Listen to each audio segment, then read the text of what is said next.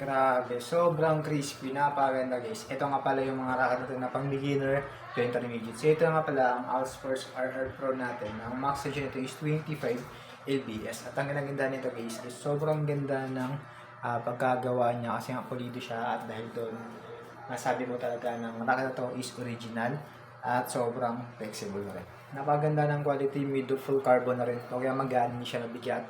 For yung nga pala siya, G5 naman yung handle. Yan. Sobrang comfy nito at bagay na bagay sa ating mga Asian player. Ito nga pala yung ilalim niya, may ALP dito. At ito naman isa guys is 28 naman yung max tension nito. So ganun ito kaganda kasi kaya na nito makipagsabayan sa smashing kasi nga 28 na rin yung max tension. Pati din naman yun yung isa. Pero ito kasi is mas malakas yung power nito pag naka max tension. So ito nga pala yung quality niya, yung design sa shaft. Yan. Medyo malabo lang pero napaka-solid ng design nito guys, grabe. Yan, may Allsforce dito, G5 din yung handle for you. Hindi rin siya mabigat case. Yan, sobrang flexible din, magaan at maganda gamitin.